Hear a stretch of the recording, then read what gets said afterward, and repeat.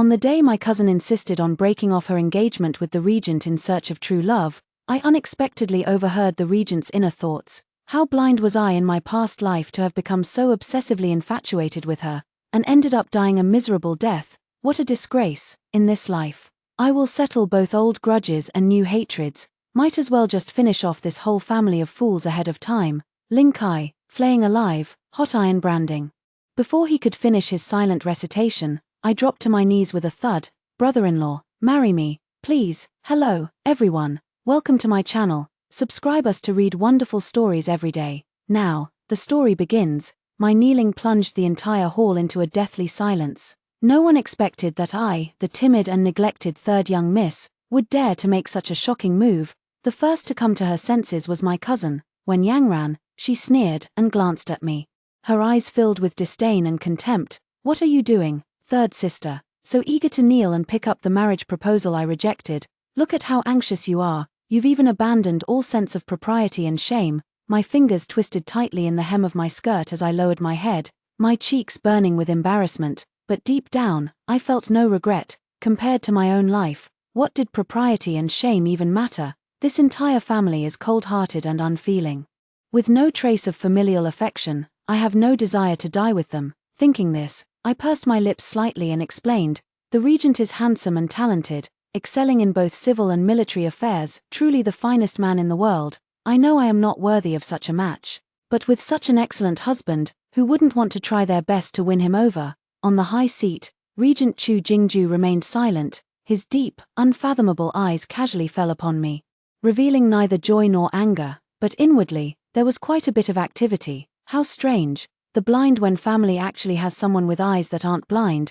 The third daughter of the Wen family, what was her name? Wen, Shushu. In the previous life, she was married off to the nearly 60-year-old Minister of Personnel and was played to death, wasn't she? How come you've become so clever in this lifetime? My fingers suddenly tightened, my eyes lowered. A surge of cold fury rising within them.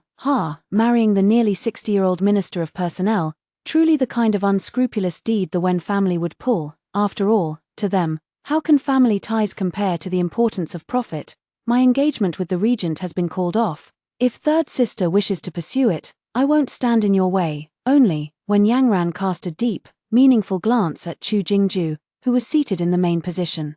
Whether the Regent is willing to marry you remains to be seen. When Yang Ran naturally had the confidence to say this, as the most celebrated young lady in the capital, she was both talented and beautiful, with an excellent family background. Her aloof and proud nature only made her all the more admired and envied by the talented scholars and beauties of the capital. Even the bloodthirsty and ruthless living king of hell of the capital, the Regent Chu Jingju, held her in high regard and treated her with special favor. His partiality for her was already known throughout the entire city. That is why she had the confidence and the pride today, daring to publicly break off the engagement with the Regent, daring to declare that she would only marry for true love. I am merely the third daughter of the Wen family, orphaned at a young age, who has had to tread carefully just to survive, and the one with the least presence, in the past. I would never have dared to step forward so recklessly, but now the situation is different. If I were to stay in the Wen family any longer, either, as cannon fodder, to be killed along with Chu Jingju in his revenge, or, as a stepping stone, to be killed by my own people for their own interests, why should I want to live? I must cling tightly to Chu Jingzhou's coattails, but Chu Jingju just stared at me quietly, without responding. My heart gradually sank, feeling cold all over. Oh no. Am I going to meet my end here today? Good enough. Suddenly, Chu Jingju spoke. I looked up abruptly, my eyes filled with disbelief. Not just me, even when Yang Ran was utterly shocked, staring fixedly at Chu Jingju. Really, what does Miss Wen require me to repeat it? Chu Jingzhou's thin lips curled slightly, his eyes carrying a chilling coldness. When Yang Ran realized she had lost her composure and quickly adjusted her expression, but the aura of aloof pride around her remained unchanged. Your Highness, surely you are not acting on impulse just to spite Yang Ran. Do I need to explain my actions to you? Chu Jingju lowered his voice, his stern gaze sweeping across her face, but inwardly, he sneered coldly. Do you really think I'm still as blind as I was in my past life, in your previous life? Your Wen family curried favor with the crown prince, drained the national treasury, and even framed me, landing me in prison. You've got some nerve. This lifetime, Don't even dream of it. I was utterly shocked in my heart. The Crown Prince. Is when Yangran actually involved with the Crown Prince? So this number one noble lady of the capital has her eyes set on the future position of Empress. No wonder she had the audacity to break off her engagement with the Regent King, and when Yangran clearly didn't expect the Regent King, who had always favored her before, to suddenly turn hostile, biting her lip, she spoke in a stiff tone. This common woman knows her crime. But Chu Jingju did not even glance at her. The black boots embroidered with gold thread stepped closer, stopping right in front of me. Are you truly willing to follow me? I pursed my lips and nodded solemnly. The little girl looks quite pleasing to the eye. Marrying her wouldn't be bad. Having a daughter of the Wen family in hand will make things more convenient. She's just too thin and delicate. Won't she die if I take her home to raise? Enough. She's just a puppet figure at best. Marry her and keep her as a concubine. If she behaves, keep her. If not, just get rid of her. Hearing this, a chill ran down my spine. Chu Jingju, however, remained composed and continued. Even as a concubine, I bit my lip and nodded. Yes. A puppet used to spy on the Wen family isn't worthy of being a princess consort. I understand. If the Wen family is a den of wolves, then the unpredictable Chu Jingzhou's place is a tiger's lair. But I had no choice, anyway. Being Chu Jingzhou's concubine was still better than marrying that 60-year-old minister of personnel and being tormented to death by him. A concubine and a wife are actually not the same. A wife at least has status. She is formally married into the family. But a concubine is just a little plaything who serves with her looks. A small sedan chair quietly carried through the back door into the mansion. And that was it, young mistress. In the room of the regent's mansion, my maid Qinghuan watched as the matrons dressed me in the sheer gauze gown, and in the end, her eyes reddened, she sobbed softly. But you are the legitimate daughter. I smiled and patted Qinghuan's hand. But this is the best match I can hope for, isn't it? The Wen family had 4 branches of descendants. The most accomplished was Wen Yanran's father.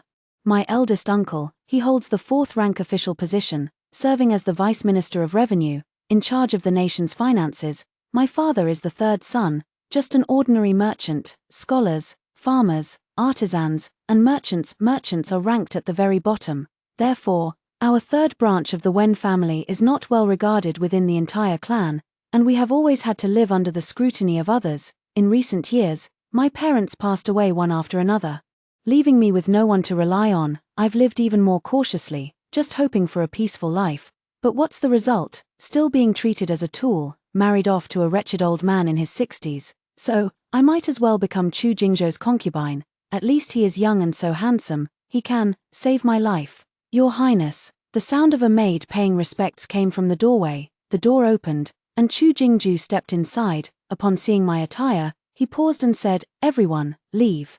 The maidservants withdrew one after another, with Qinghuan giving me a worried glance. Yet, in the end, she said nothing and silently left the room. In the blink of an eye, only Chu Jingzhou and I were left in the room. My heart inexplicably leaped to my throat, even though I had spoken calmly just moments before. When it truly came to this point, I was still flustered. Look up, my chin was lifted, and I gazed into a pair of deep, icy eyes. I bit my lip, flustered as I averted my gaze.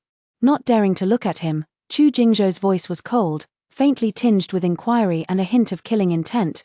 Why do you want to follow me? My heart sank. Chu Jingzhou's test had finally come. Everyone in the capital knows that Chu Jingzhou is bloodthirsty, cruel, and ruthless, taking lives at the slightest provocation. If my answer is the slightest bit careless, I might lose my life. First, I genuinely admire you. Second, I wish to beg for a way to save my own life. I dare not lie. But I also dare not tell the whole truth. I can only speak half-truths. My maid found out that grandfather intends to marry me off to the over 60-year-old Minister of Personnel. I don't want to, so I couldn't go on with my words, because Chu Jingzhou didn't seem to be listening to me at all. His deep, intense gaze was fixed on my lips. Then his thumb rose, suddenly and gently brushing against my lips. Then he pressed harder, rubbing her, no lipstick, naturally red, quite soft. I couldn't hold back, letting out a pained groan, yet my tongue slipped uncontrollably, lightly brushing against his fingertip. Chu Jingzhou's eyes instantly darkened.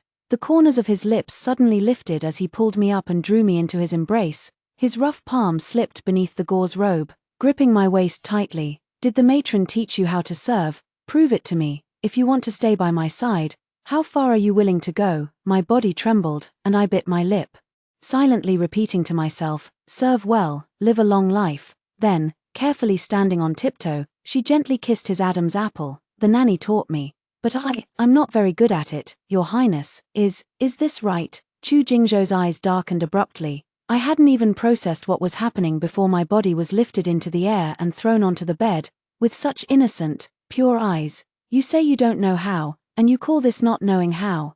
Seems to me you know exactly what you're doing. The words fell. Chu Jingzhou's eyes were hazy with desire as he leaned over and pressed down on me. The thin gauze garment on my body was torn apart forcefully in the next instant. An ambiguous and unfamiliar tide of passion swept over us. I clung to Chu Jingzhou, swaying and moving with his rhythm, unable to contain the surging emotions. I couldn't help but call out, Your Highness, be gentle. The tide of passion came to an abrupt halt in an instant. Chu Jingzhou's movement suddenly stopped, and the next moment, I felt a sudden emptiness in my body and a sharp pain in my waist. In the blink of an eye, I had been kicked off the bed and landed on the floor. Your Highness, I quickly knelt upright. Unsure of what had happened, Chu Jingzhou's expression was also extremely grim. His eyes were as deep and dark as ink, his voice still hoarse, yet tinged with shadow. Kneel tonight. 4 words.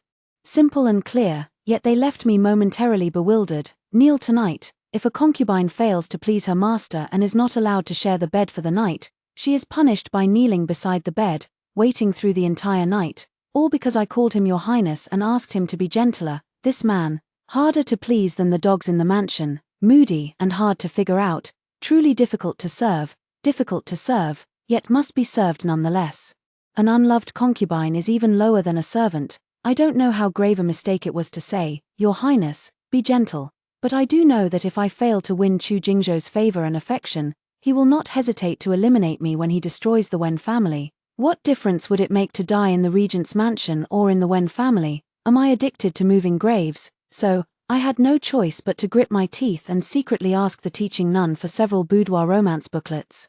I stayed in my room all day, blushing and feverishly studying, crushing her pleas for mercy between entangled lips, crushing her sobs. Putting down the book, I covered my flushed face and sighed. Oh Tilda dear Tilda me Tilda, this time, surely I won't be kicked off the bed, right? Although I had displeased Chu Jingzhou last night, aside from me, there are no other consorts or concubines in the Regent's palace, so I still have the right to sit at the table for dinner. This is my chance to turn the tables. Pretend to serve him soup and spill it on his clothes, then coyly fall into his arms. I recalled the seduction techniques from the storybooks in my mind. I took a deep breath and stood up abruptly, as if marching to my doom. Your Highness, guards. Chu Jingzhou's sinister and furious voice rang out at the same time. The maid serving him soup trembled all over and fell to her knees with a thud. Your Highness, spare me. I dare not do it again. Dressed seductively, carrying an exotic fragrance, attempting to seduce this prince, drag her out and whip her to death.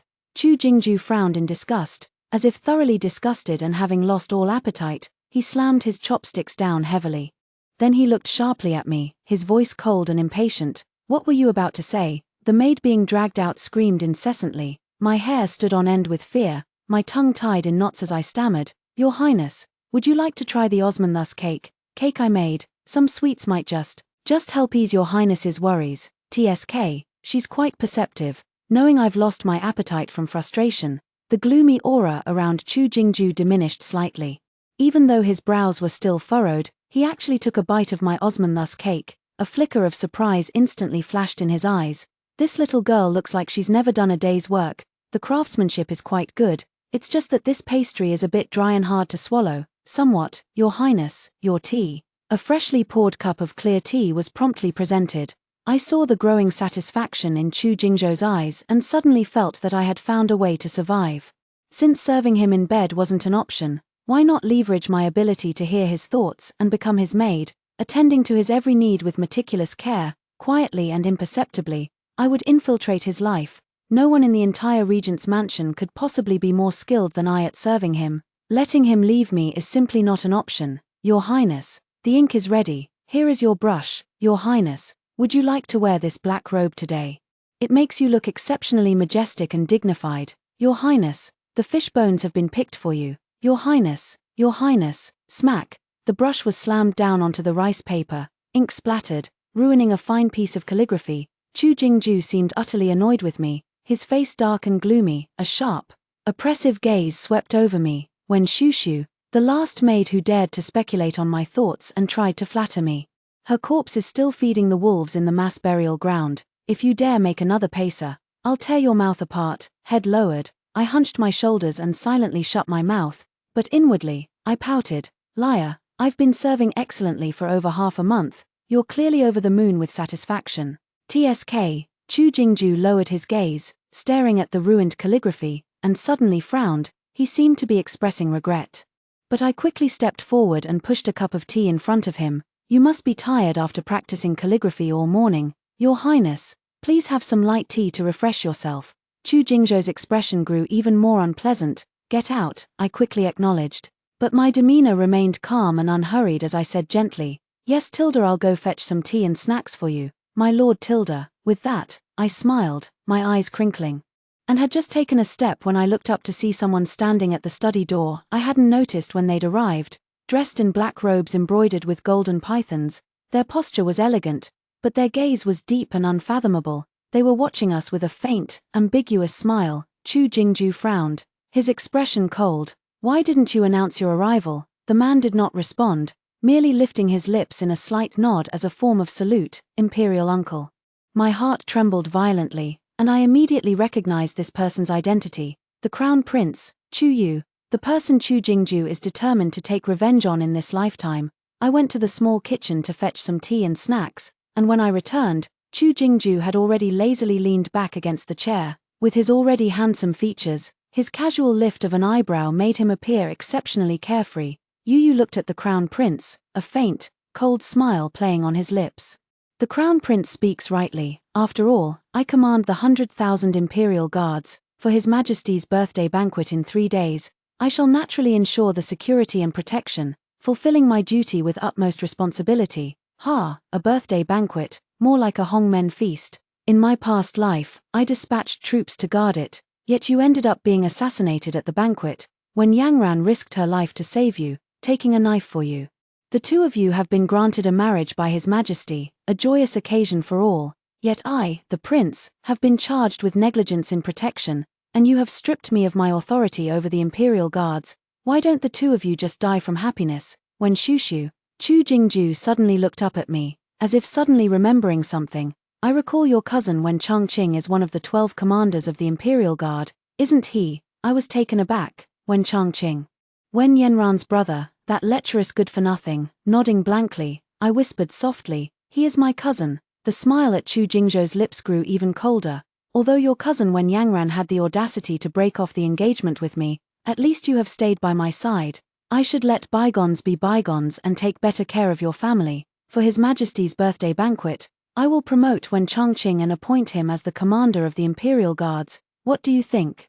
In that instant, I finally fully understood Chu Jingzhou's purpose in taking me as his concubine. So this is what I'm here for. Although I don't know why Chu Jingzhou, knowing it was a trap, still agreed to the Crown Prince. But, it doesn't matter. I pressed my lips together and knelt down on one knee. Cousin, you are both skilled in literature and martial arts, and exceptionally wise. You will surely be able to assist the prince in easing his worries. TSK, this person is both noisy and foolish. You do have a good eye. Chu Jingju curled his lips into a smile and lowered his gaze to the Crown Prince. This arrangement of mine, is the Crown Prince satisfied? The Crown Prince's expression paused for a moment. Without flinching, he looked back at Chu Jingju. In the moment their eyes met, a hidden killing intent surged between them. After a long pause, the Crown Prince was the first to curl his lips into a smile and nodded. I will follow all of Imperial Uncle's arrangements. After speaking, he suddenly turned his gaze to me, raising an eyebrow meaningfully. Nephew had no idea that the royal uncle's residence housed such a stunningly beautiful concubine, truly fascinating, so understanding and delightful, and even capable of sharing the royal uncle's burdens. No wonder the royal uncle is so. How about this? The Crown Prince did not finish his sentence. Instead, he changed the subject and said with a smile, I must say, I really like her too.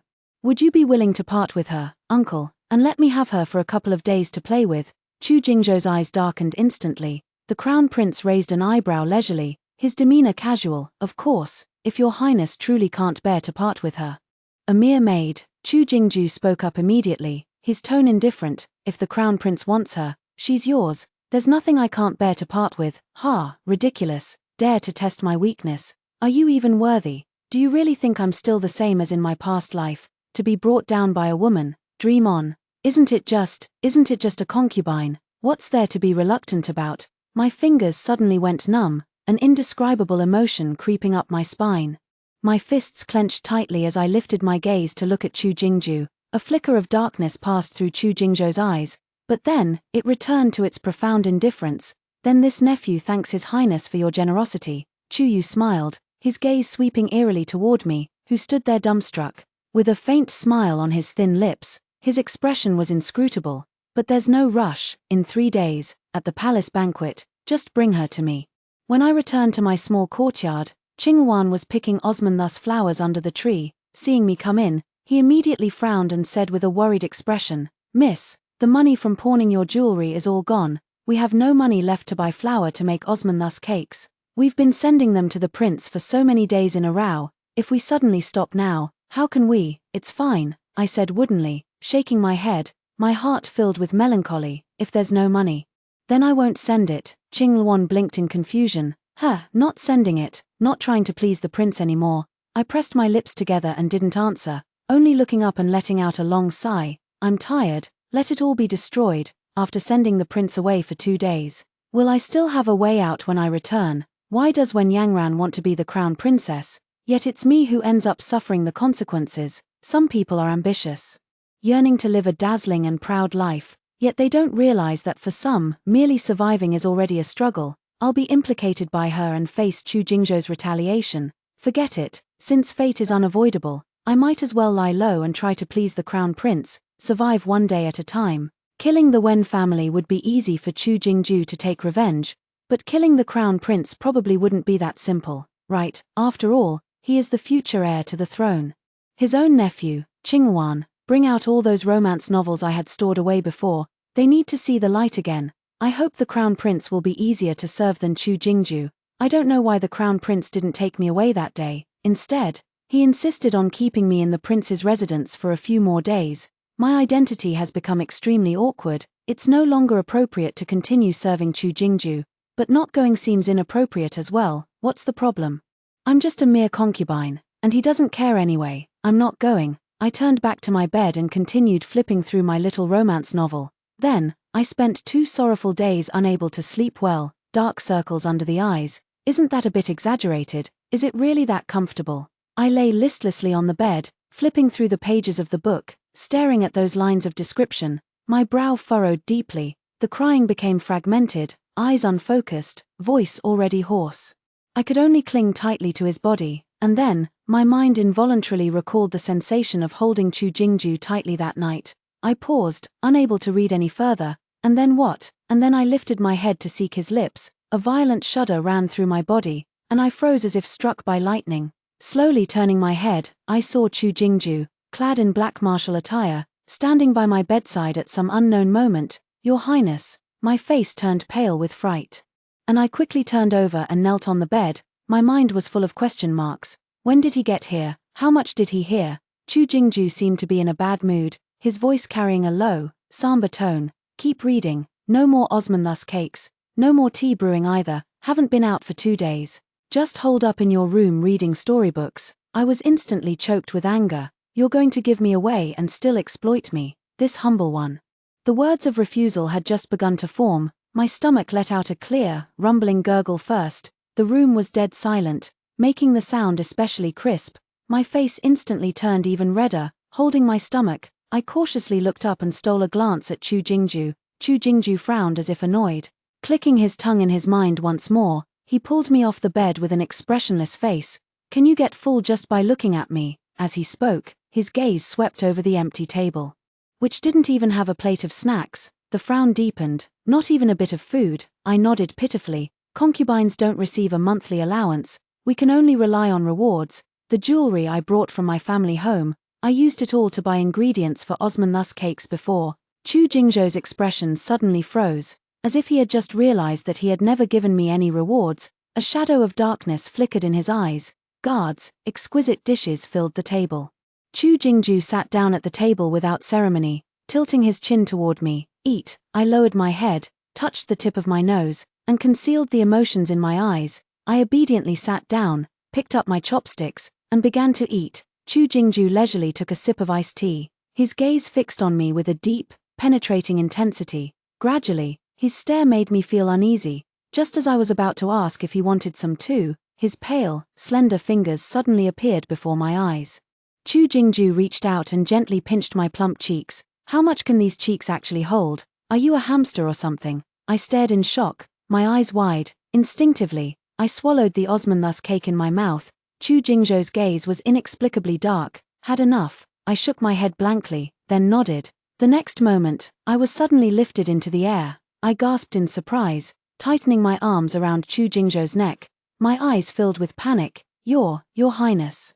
Tomorrow is the palace banquet. I must. Shut up. Chu Jingzhou, however, seemed even more annoyed than I was. His tone was extremely harsh. Make another sound, and I'll throw you to the wolves. Chu Jingzhan was especially rough that night. I bit my lip hard to keep from crying out, but Chu Jingzhan seemed to grow even angrier, his movements turning fiercer, the more ruthless, the more I dare not. Until the very end, I didn't even know when I lost consciousness. I only knew that the next day, when I entered the palace for the inspection, even the experienced inspection matron looked at me with a strange expression. It made my cheeks burn with embarrassment, wishing I could just disappear into the ground. Both are legitimate daughters of the family. One is the favored daughter of heaven, specially invited tonight to perform a dance for His Majesty's birthday celebration. The other is as lowly as dirt, seducing men with her fox-like charms to scheme her way up, utterly disgraceful. The nanny muttered without restraint behind my back. I couldn't help but feel tense upon hearing it. When Yangran performing a dance to celebrate the birthday, isn't that when the crown prince was assassinated? I wonder what Chu Jingzhou has in mind, how he plans to handle this. My waist suddenly tightened. I was pouring wine for the crown prince at the birthday banquet, pulled like this, just perfectly. I fell into the crown prince's embrace and landed on his lap. The wine pot in my hand spilled quite a bit, soaking both our clothes. Yet the crown prince seemed completely unbothered. He tightened his arm around me, not allowing me to rise from his embrace. His gaze drifted leisurely to the opposite seat, a faint smile curling his thin lips. Feed the lonely, feed. What? I blinked in confusion. Suddenly, a gloomy and murderous gaze was felt coming from the opposite side. When Shushu, do you want to die? I instinctively shuddered all over. Turning my head and looking up, the sound of silk and bamboo music happened to start playing, veiled when Yangran entered gracefully with the dancers, blocking my line of sight. At the same time, I also saw Wen Changqing, clad in armor, standing outside the hall. He saw me as well, but his eyes were filled with a lofty disdain and contempt. With your lips, say to me, wait to die, bitch. My fist instantly clenched. The Wen family, everything is about profit above all. Wen Changqing is the eldest legitimate son and grandson of the Wen family. Even when Yanran's favored status in the Wen family pales in comparison to mine, I was later married off as a concubine to the Minister of Personnel.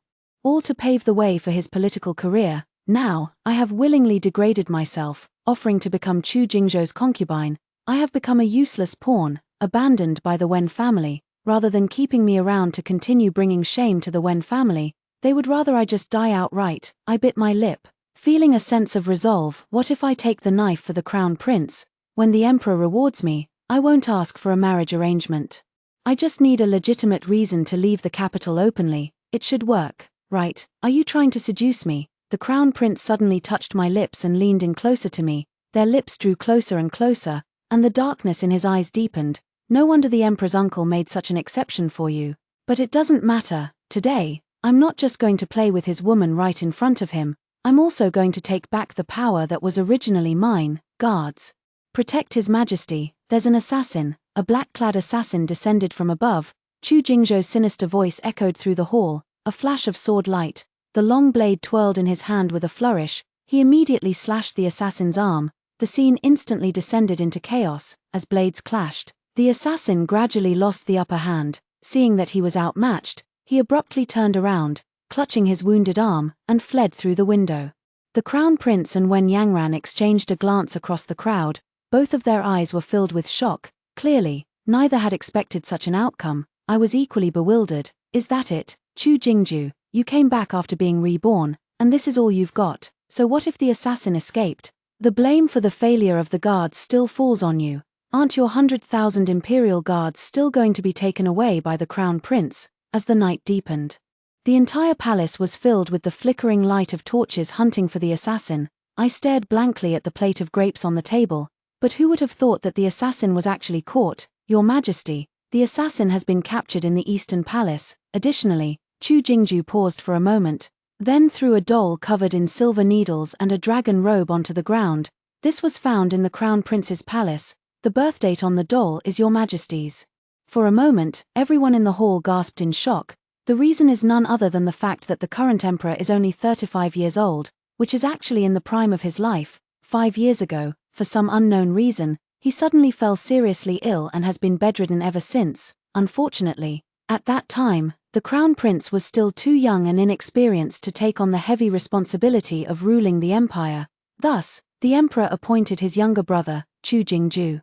As the regent, he was ordered to temporarily manage state affairs and fully assist the crown prince. Now, after 5 years, the emperor's health has been declining day by day. It's hard to say when he might pass away. The crown prince's succession is imminent, but after all, the emperor is not dead yet. Finding this in the crown prince's room is nothing short of treason, equivalent to rebellion. My heart trembled violently as I stared fixedly at Chu Jingzhou's cold, stern profile. Finally, I understood his intention. Whether in the past life or this one, Chu Jingzhou never intended to become emperor. He only wished to serve dutifully as the regent. Since Chu Yu does not trust his imperial uncle, then he will replace this crown prince, replace this future emperor. Father, I did not. The crown prince's face turned deathly pale as he knelt in panic to defend himself. The emperor on the dragon throne also looked pale, coughing sickly as if utterly exhausted. Yet he still furiously hurled the teacup beside him at the crown prince. Unfilial son, are you so impatient for me to pass away? His chest heaving violently, the emperor gritted his teeth and took several deep breaths to steady himself. But the deposed crown prince never managed to say those words. When he spoke again, it was only 2 sentences. Get back to your Eastern Palace and reflect on your mistakes behind closed doors. You are not to leave without an imperial decree. The regent has rendered meritorious service in protecting His Majesty and deserves a heavy reward. However, the imperial guards have indeed made a mistake. The commander of the imperial army responsible for this security detail shall receive 30 heavy strokes of the rod. I couldn't help but gasp in shock. 30 heavy strokes, when Changqing is likely to meet his end on the execution platform. Your Majesty, the crown prince's act of treason, a minister below spoke up, seemingly intending to offer counsel, but the emperor waved his hand, cutting him off. All of you, step back. I am weary. My heart skipped a beat. It's understandable. After all, the emperor doesn't have many sons, and time is clearly running out. If the crown prince is deposed, he could be reinstated later. It's really too troublesome and time-consuming. The crown prince is not so easily deposed, but now, with this retreat, my fate is uncertain. The crown prince suffered such a great loss today, wouldn't that? When Chu Jingzhou's cold voice suddenly rang out, his deep, obscure eyes swept over me. Come here, what does the imperial uncle mean by this? The crown prince raised his head, gritting his teeth, a sinister fury churning in his eyes. Didn't we agree to give it to my nephew? How can you go back on your word? Chu Jingzhou lowered his gaze and glanced at him expressionlessly, pointing towards the sundial in the corner of the hall. The hour of high has passed. It's the next day now. Both the crown prince and I were taken aback. Then, I remembered what the crown prince had said that day. Give her to my nephew, let him play with her for a couple of days. Oh, what a couple of days this turned out to be. The carriage swayed and eventually came to a halt in front of the regent's mansion. The coachman swallowed hard and whispered by the carriage, Your Highness, we have arrived. Get out. A low, furious response came from inside the carriage. The coachman, frightened, quickly retreated. I was pinned against the carriage wall by Chu Jingzhou, who recklessly bit my lips. Even though I had already served him in bed twice, this was the first time he kissed me. It was filled with anger, suffocating and relentless. In the intervals between kisses, Chu Jingzhou bit my lower lip, his tone dark and brooding. Did the crown prince really not kiss you at the banquet just now? The pain brought tears to my eyes, and I shook my head repeatedly. He really didn't. But Chu Jingzhou showed no sign of easing up. Instead, he tightened his grip on my waist. Don't think I don't know. Those 2 days before leaving the mansion, reading so many romantic novels. You were preparing to please the crown prince, weren't you? You certainly know how to adapt to circumstances and act accordingly. I suppose all that meticulous effort to please me before was hardly sincere, mostly just an act. Fine, so you've learned all those lines from the storybooks, huh? You won't get off this carriage until you've practiced them all today. I was angry with Chu Jingju, so angry that not even if he killed me could he coax me into forgiving him. I nearly died in that carriage that night. I was unconscious when he carried me out of the carriage and had a high fever for 3 whole days after returning.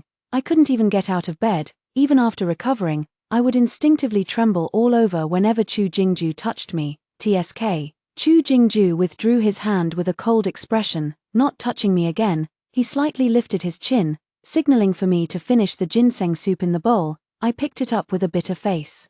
Just about to drink. It seems she was truly frightened that day. It's been days, and she hasn't once brewed tea for me or brought any refreshments. She won't even let me touch her. Would it be beneath my dignity if I, the prince, were to ask for it myself? Damn it, that wretched little concubine. Did I only go too far twice? It was your fake sincerity that deceived me first, and now you dare to put on airs. The ginseng soup caught in my throat, and I nearly coughed aloud. Suddenly, someone announced from outside the door, "Your Highness, a visiting card has arrived from Miss Shu's maternal family. They request the presence of both of you at their residence in 10 days to celebrate the Mid-Autumn Festival together."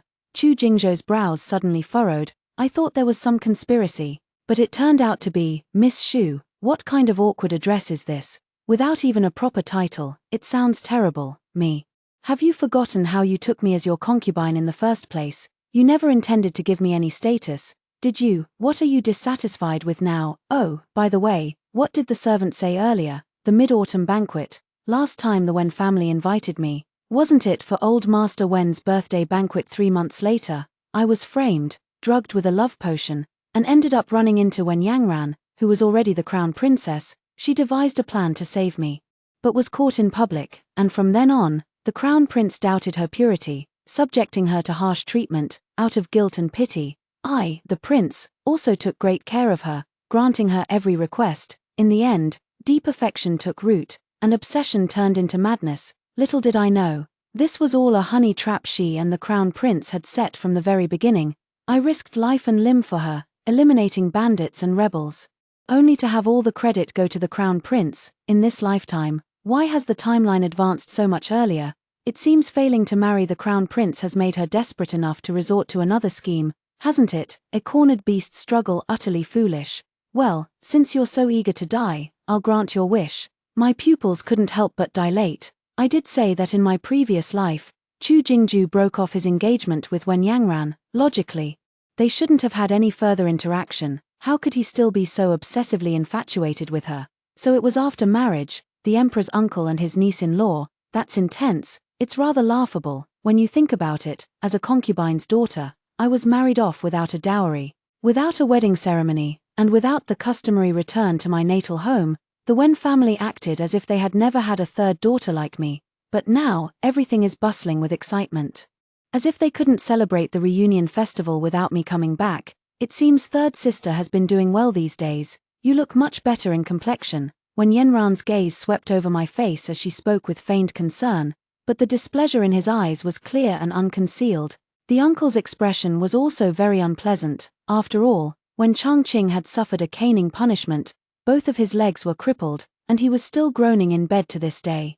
This reunion festival was hardly a reunion at all. Yes, third sister, you've gained some weight to hold on to. A clear, childish voice sounded from beside me. My 8-year-old cousin from fourth uncle's family wrapped his arms around my waist, leaning against my leg, and whined in a babyish tone, "Third sister, I want to eat the Osman-thus cakes you make. Let go, you brat, you sure hold on tight." Smiling, I patted my cousin's head. "All right, third sister will make it for you, all right?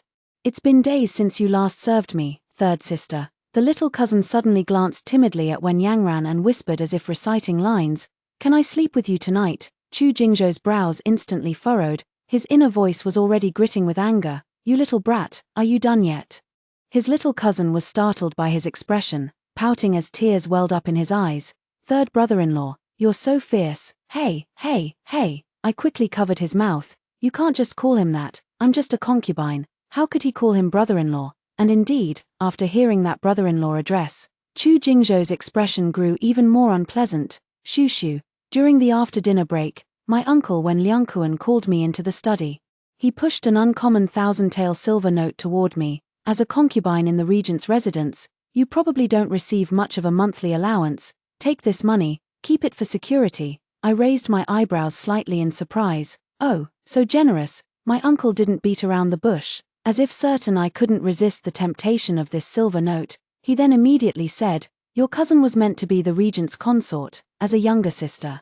It is truly wrong of you to steal her husband. Let it be this way. Do not attend to him tonight, and leave an opportunity for your cousin. Once she enters the royal mansion as the regent's consort, she will find a way to send you back. After all, you have no status with the regent. When the time comes, you can be quietly brought back in a sedan chair. Uncle has arranged a better marriage for you." In an instant, it all became clear to me. So my little cousin was insisting on sleeping with me. Was it all under the instruction of uncle and my cousin? You're determined to squeeze out the last bit of my value, aren't you? I refuse to believe he doesn't realize what fate awaits a disgraced concubine who remarries. Then again, my life or death can't possibly compare to his daughter's future. Can it, uncle? You flatter me. I smiled as I put away that truly delightful large banknote. This is what Shushu ought to do. With my little cousin around, I certainly couldn't share a room with Chu Jingju, so I took him to stay in the small warm chamber within the main room. Chu Jingzhou's incessant internal cursing had been going on since he woke up late, keeping me from falling asleep. It wasn't until the hour of 9 to 11 a.m., that it was suddenly interrupted by a soft knock on the door. When Yang ran, coming to knock on this prince's door in the middle of the night, to deliver soup. The soup was indeed drugged. So, failing to win over the crown prince, you're now trying to seduce me instead. Oh, you actually took the initiative to take a sip first. Seems you're truly determined. I was suddenly wide awake. I bolted upright in bed. The warm chamber was actually inside the main bedroom, just separated by a door into 2 rooms. The door creaked open a crack, and I could clearly hear the conversation between the two. "Your Highness, I have already drunk it. It's not poisoned. Your Highness can now safely drink this calming soup. Feel at ease. With you here, how could I possibly feel at ease?" Chu Jingju sneered inwardly, but then suddenly paused. "Oh, right, why wouldn't I drink it?" I stared in shock, my eyes wide. Sure enough, I saw Chu Jingju pick up the soup bowl with one hand, tilting his head back. He drank it all in one go, knowing there was medicine in it, and still drinking it. When Yangran visibly breathed a sigh of relief. Her eyes filled with affection as she looked at Chu Jingju. "Your Highness, do you truly no longer care for Yangran?" Yangran doesn't believe it. "Your Highness clearly doted on Yangran so much before. How could you have taken a liking to third sister in such a short time? You're just angry with me, aren't you?" The effects of the medicine seemed to be taking hold, as when Yanran's gaze gradually grew hazy. "Your Highness, in truth, Yangran truly regrets having broken off the engagement with you. Please forgive Yanran's willfulness one more time, will you?" After speaking, she collapsed softly into Chu Jingzhou's embrace. "Please be gentle with Yangran, Your Highness, have some pity on Yangran." Chu Jingzhou abruptly stepped back. He frowned with apparent disgust as he watched her fall to the ground. Hidden guard. When Yanran's expression changed, "You clearly didn't bring any guards. How could this be?" A dark figure quickly appeared in the room, standing respectfully before Chu Jingzhou, his voice cold and detached. "Your Highness." Chu Jingzhou lifted his chin disdainfully toward Wen Yangran. "Drag her to the courtyard, find a few dogs, and feed them the bowl of soup on the table. After 3 hours, wake everyone in the Wen residence. Tell them that the eldest daughter of the Wen family, carrying an aphrodisiac potion late at night, attempted to climb into my bed. She deserves to die 1,000 deaths. Let them all come and see the arrogance and pride of Wen Yangran, and the inherent baseness in her bones." When Yanran's face turned deathly pale as she shook her head frantically. "No, you can't do this to me, you will ruin me." Chu Jingzhou curled his lips into a cold smile, looking down at her from a superior position. "Proud daughter of heaven, you're afraid too early. This is only the beginning." When Yangran screamed frantically, but was still dragged out the door by the shadow guards, the hysterical cries gradually faded into the distance. "Why should I? You clearly like me. In what way am I worse than that bitch Wen Shushu? Why do you touch her and not me?" The door closed. Chu Jingzhou tugged at his collar, his jawline tightening. Finally, he let out a suppressed gasp, then he turned and walked toward the warm chamber. My heart skipped a beat, and a sudden sense of foreboding washed over me. "Shushu. That little rascal will be fine sleeping alone in the warm chamber. Come to the outer room and attend to me first, won't you? This medicine is too strong." Will you help me, please, Shushu? Don't be afraid, I'll be gentle, Shushu. Come, say it for me. I, the esteemed Regent Prince, wanting to be close to my own woman, have to restrain myself and find ways to do so. It's truly frustrating. That night, I finally understood what was wrong with my earlier plea of Your Highness, be gentle. So it was Wen Yangran who said it, but it doesn't matter anymore, because she has now become the shameless woman that everyone in the capital is talking about. The more aloof and proud she was as the former favored daughter of heaven, the more ironic and scornful the situation is now. The eldest son of the Wen family's main branch, Wen Changqing, has lost the use of both legs. The eldest daughter, Wen Yangran, has had her reputation ruined. Next, it's the uncle's turn, Your Highness. I lazily leaned against Chu Jingzhou's chest, raising my eyes to look at him. Has Kyoto already started circulating 1,000 Rio silver notes? Chu Jingzhou gently stroked my long hair, raising an eyebrow. Circulating is not quite the word for it. After all, no matter how wealthy the people of Kyoto are, they wouldn't use such large denomination silver notes. Typically, such silver notes are mostly used by the royal family and nobility, for Ministry of Revenue allocations, and for national treasury storage. What's wrong? I pursed my lips, took the silver note from under the pillow, and blinked. Uncle's status and position have truly risen so high now. To actually have one too. Chu Jingzhou's expression suddenly froze. What? Chu Jingzhou took the silver note. Yet, he made no move. Instead, it seemed as if he was waiting for something. Even when the Crown Prince was released from house arrest, he still held his ground without taking action. What's so special about tending to these flowers and plants?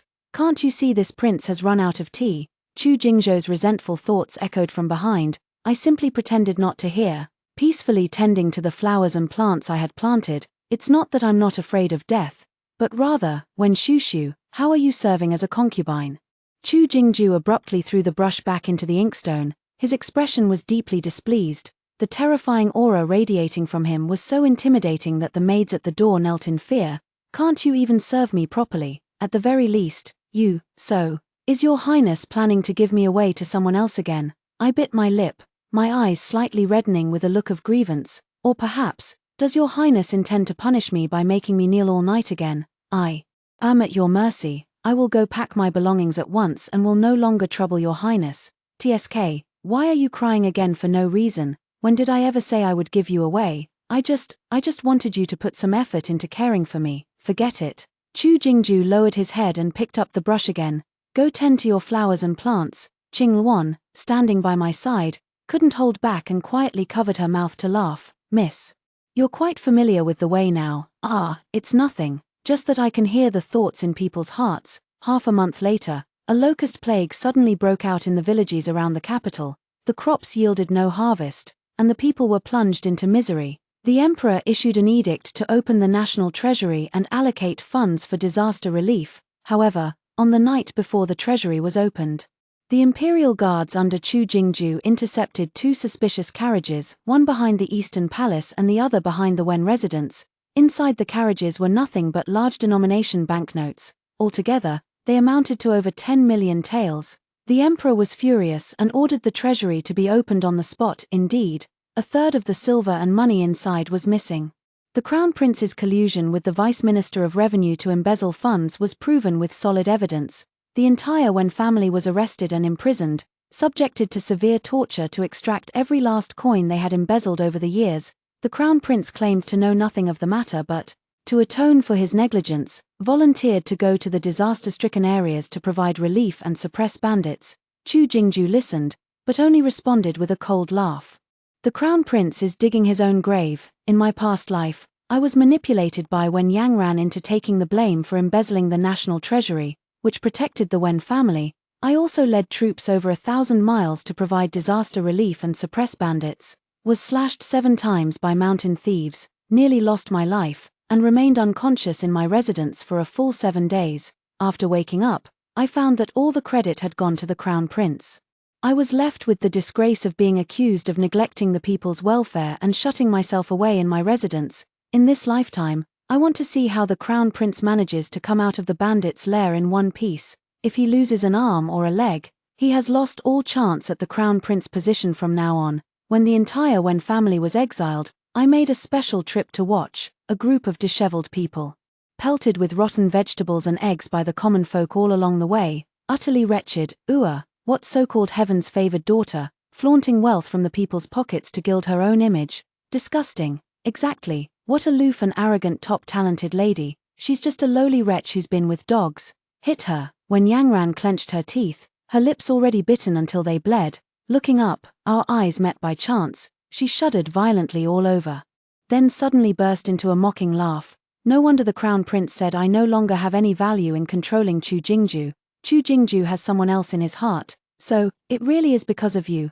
When Shushu, do you really think you'll have the last laugh? With that, when Yanran's laughter came to an abrupt halt, a sharp arrow pierced through her chest, heading straight for me. Phut, the arrow pierced through my heart, the moment my body fell heavily.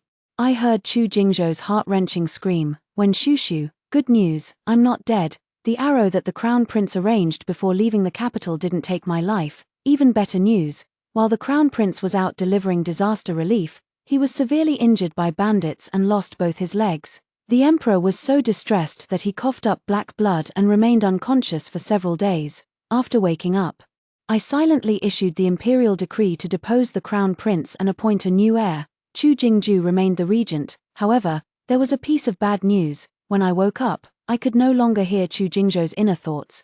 This is even more terrifying to me than being struck by an arrow. If I can't hear, how will I ever be able to judge Chu Jingzhou's moods again? How could I still dare to act arrogantly and live on in peace, especially these days since I woke up?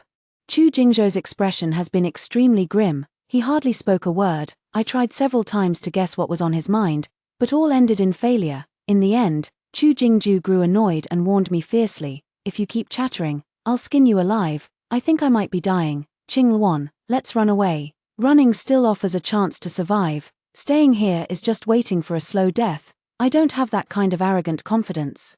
To think I could accurately grasp Chu Jingzhou's thoughts without being able to hear his inner voice. No time to waste. I packed my valuables overnight, gathered all the jewelry Chu Jingzhou had given me over these days and prepared to run away.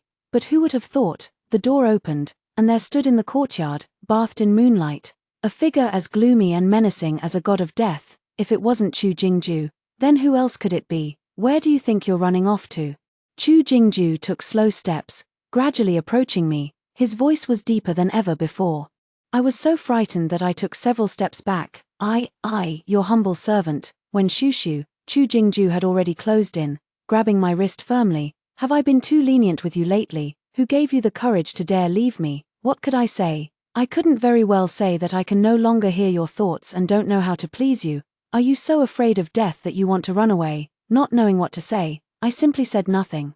I hung my head as if I had nothing left to lose, silently thinking to myself, so be it if I die. I'm tired, just let it all end. Chu Jingzhou also remained silent for a long time, holding me tightly in front of him without letting go. After a long while, he suddenly sighed as if admitting defeat. He pulled me into his embrace. Can't you just be honest? Do I have to force myself to coax you? Me? I know no woman would want to be a concubine without a proper title. I also know that when I sent you to the crown prince back then, I hurt your heart. At that time, I truly thought you weren't important to me, and I didn't want the crown prince to easily guess my weakness. Who would have thought that after you left, I would be the one who couldn't adjust the most? My mind is filled with thoughts of you. I couldn't even bear the thought of you staying by the crown prince's side for a single day. That day when I saw you shot by an arrow, I almost... Chu Jingzhou paused, leaving the sentence unfinished. He just took a deep breath and said awkwardly, those past mistakes, I will change them. You made me kneel all night for my first time, and tonight I'll kneel in return, until you feel at ease. Is that okay? I was truly getting more and more stunned as I listened. For a moment, I couldn't quite tell. So many words. Were they Chu Jingzhou's inner thoughts, or did he actually say them out loud? But Chu Jingzhou suddenly held me even tighter.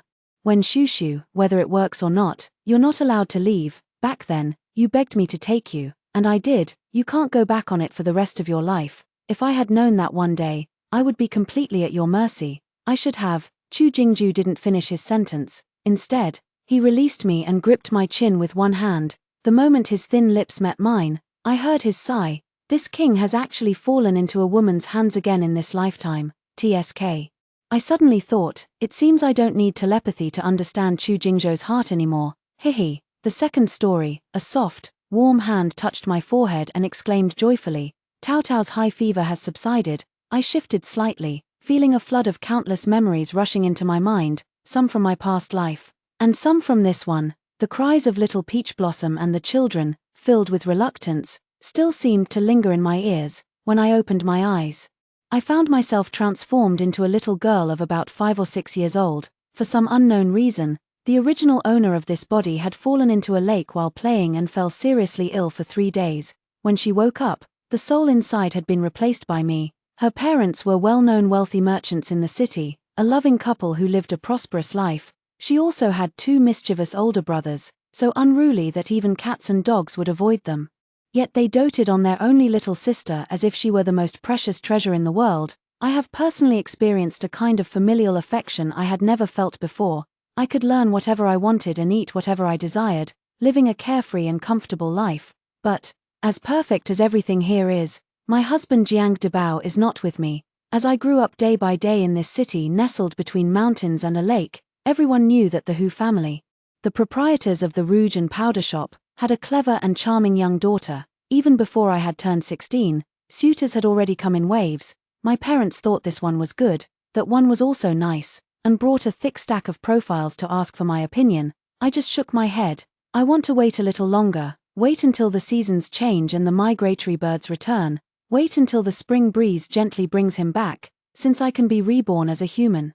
Maybe I can be a little more greedy. Could my Debao also appear in this world? The eldest brother was already married with children and was busy with his business outside. Only father was slapping the table and fuming with anger. This silly girl, this one isn't good enough. That one isn't suitable either. What on earth is she thinking all day long? As a merchant family, must she marry into the homes of nobles and officials just to be bullied, if you ask me? If little sister doesn't want to marry, then she shouldn't. It's not like our family can't afford to support her. The second brother protested loudly. Wasn't Dao Dao always bumping into things when she was little, and often saying strange things? It wasn't until we prayed for blessings at Mingjue Temple that she got better. Mother hesitated for a moment before speaking up. Why don't I take her to the temple in a few days to pray for a good marriage? Mingjue Temple, which had been relocated due to the wars of the previous dynasty, was situated in the outskirts, surrounded by peach trees. March was the season when peach blossoms were in full bloom, their rosy petals fluttering brilliantly like crimson clouds, smiling enchantingly. Many visitors had come to enjoy the spring scenery. My second brother accompanied my mother and me to offer incense at the temple, and we then took the opportunity to admire the flowers nearby. Just as I picked up a fallen peach blossom, the sound of galloping hooves suddenly echoed in my ears. Someone was the first to shout, "Bandits, run for your lives!" Instantly, the atmosphere shifted dramatically, with screams rising amidst clouds of dust. Huzhou City was prosperous and had always enjoyed good public security. I had only heard a year ago about bandits causing trouble in the tea estates to the east, but I never expected they would come here now. I was separated from my second brother and the others by the panicked, fleeing crowd. Seeing the bandits on their tall horses drawing nearer with excited whoops, I knew I couldn't outrun them, so I quickly ducked into a clump of bushes to hide. The deep laughter of men and the desperate cries for help filled the air. Then, one of the bandits used his sword to part the branches and saw my pale face. He froze for a moment, and so did I. All sounds of people and wind vanished from my ears. All I could see was Jiang Debao's face, which had grown somewhat blurry in my memory, suddenly sharpening as if someone had redrawn its contours and colors, vivid and alive once more. I only need to lift my eyes slightly to see his firm and handsome jawline. The young man before me had slightly immature features, his skin much darker, and he lacked that gloomy aura. Yet I could sense a familiar presence. It was my Debao. Tears welled up in my eyes as I ignored the cold, trembling blade before me, clutching tightly to the hem of his robe without letting go. My trembling voice was tinged with deep grievance. "Husband." He had just casually grabbed my beaded necklace and pulled it apart forcefully. At my words, he reacted like a cat whose tail had been stepped on, instantly bristling. "You, what nonsense are you shouting?" It was the same tone, even the same way of speaking, but unlike the delicate, obscure voice in my memory, there was now a hint of youthful clarity. I pursed my lips and smiled. "Xiao Jiang, what are you dawdling for?" A burly man with a thick beard ran over, sizing me up with a glance. "This young lady is quite a beauty. Take her along with us." Xiao Jiang lowered his gaze and saw that I was still tightly clutching his clothes, refusing to let go. I was afraid that if I let go, my husband would disappear just like before. Then I had to wait for a very, very long time. He pondered for 2 seconds, then flashed an ingratiating smile. Second in command, I don't want anything else for this trip, just give her to me as a reward. The big man laughed heartily and raised his horsewhip. So you finally want to have some fun too? Alright, take her with you. Who told you to hold me back and waste time? Xiao Jiang sneered while tying me up. Now it's settled. You're going to be taken into the mountain stronghold, and there's no escaping, my dear. My eyes were still moist, but a sweet smile curved at the corners of my lips. As long as you're here, I'm not afraid. You're so young, yet it seems like there's something seriously wrong with your head, he muttered under his breath, then took another piece of black cloth and covered my eyes. I admit my mind is a complete mess right now. Completely overwhelmed by the joy of having regained what was lost, Jiang Debao has re-entered the cycle of rebirth and no longer remembers me. But it's okay, I remember him. This was the only wish I just made to the Buddha, and it was also the best birthday gift heaven has given me. They took me back to a makeshift stronghold deep in the mountains. Perhaps the loot from this robbery was quite good, even though I was blindfolded and locked up.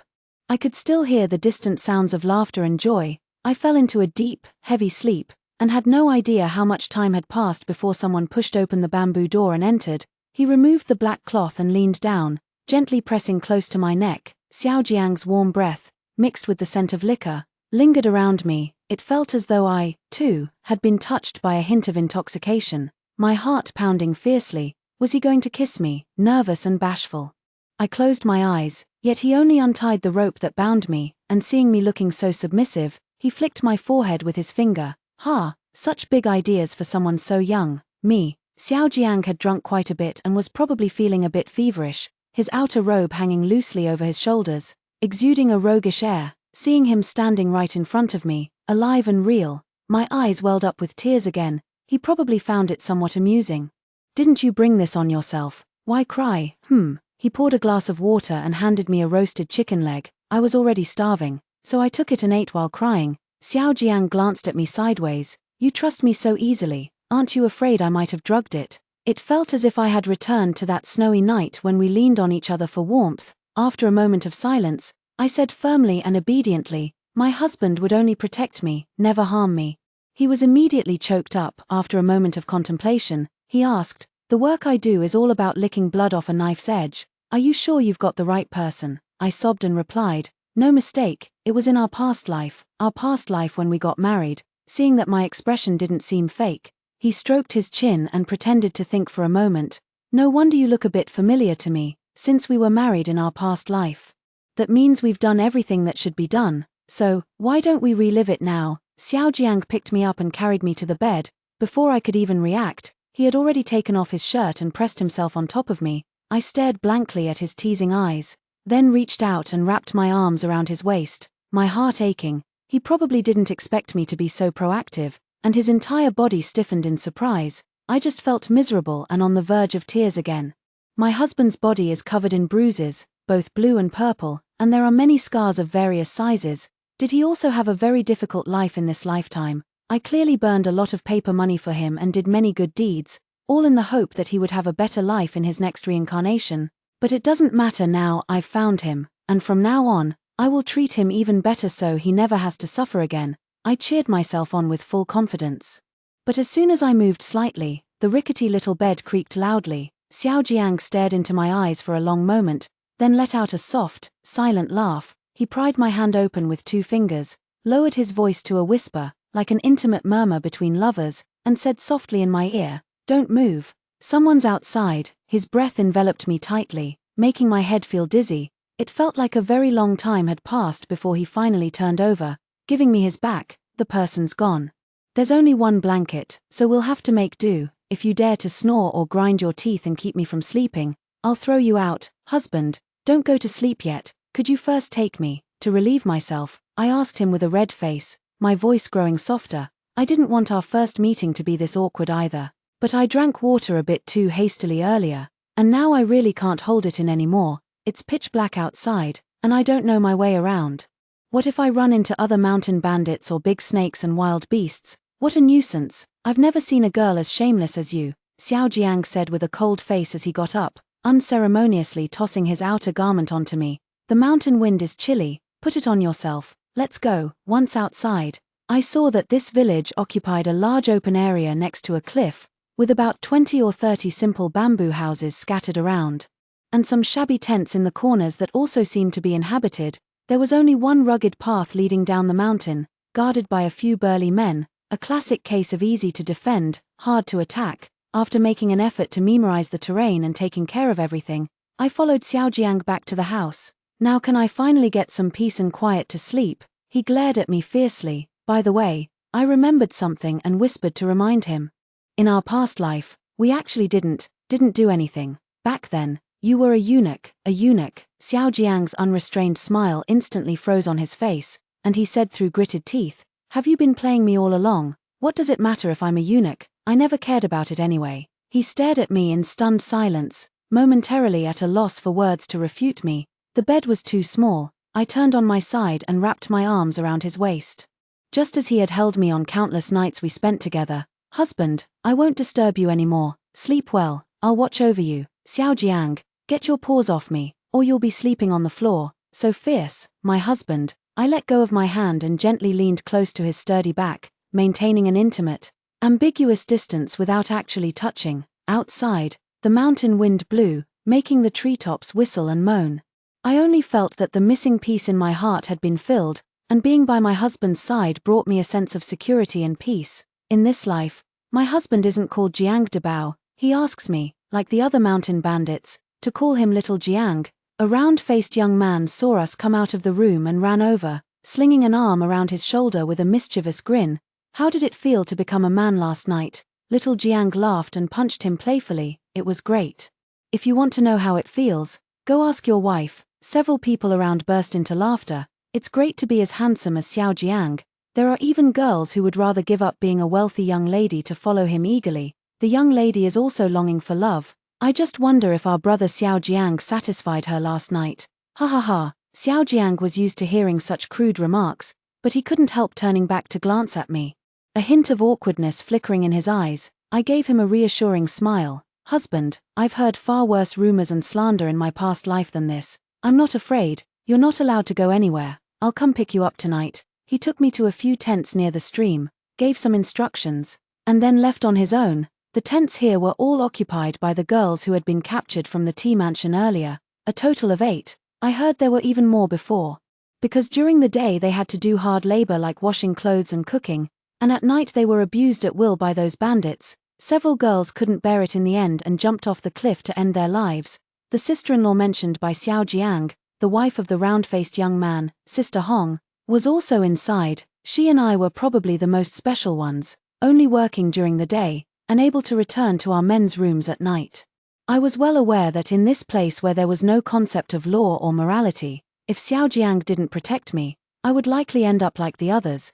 But will he really protect me all the time? I naturally trusted Jiang Debao in my past life, but in this life, he doesn't remember me anymore. He won't even tell me his real name. Can I trust him with all my heart? The other girls were busy with their tasks, occasionally looking up at me with numb expressions before quickly shrinking back and lowering their heads. Only Sister Hong put down the dirty clothes she was washing, warmly pulled me aside, and chatted with me for a bit. "I heard you followed Xiaojiang willingly." "What? Did you know him before?" she asked curiously. "You weren't even afraid of coming into a bandit's den for him." "I don't know him," I stammered in reply, but the moment I saw him, I felt as if I owed him from a past life. I didn't even have time to run away. "True enough," Sister Hong said, seemingly stirred by my words into distant memories, murmuring softly, "Otherwise, why do they all say women are foolish, delayed for a lifetime by a single word, love? If it weren't for my man back then, I wouldn't have chosen this kind of life either." Xiaojiang is quite skilled and sharp-minded. I've heard the boss has intentions to groom him. "You're the first woman he's sought out since joining the stronghold, so just settle down and live a good life here with him." Sister Hong finally comforted me, patting my hand. I shyly agreed, but in my heart, I was shaking my head. "I don't want to. I want to take him with me. My husband deserves a better life." When not out robbing homes, the bandits often went hunting in the forest in groups, both to train their skills and to add some meat to their diet. Xiaojiang caught a rabbit today, skinned it, coated it with honey, roasted it, and brought me more than half of it. "Husband, there's something I want to tell you," I said while nibbling on the rabbit meat. After several days together, we had grown much more familiar with each other. He had even grown too lazy to correct my way of addressing him over and over again, so he asked languidly, "What is it?" I put down the rabbit leg, wiped the grease from my hands, and whispered, "Let's run away, let's leave this place, oh." The candlelight flickered, and Xiaojiang's face remained expressionless, making it hard to discern his feelings. "I thought you were quite content here, eating well and sleeping soundly beside me." He looked at me with a half-smile, his gaze intense. "Didn't you always say you'd stay by my side and protect me forever? What? Are you starting to find me a burden now?" I mustered my courage and said, "We have hands and feet, we can make an honest living doing anything.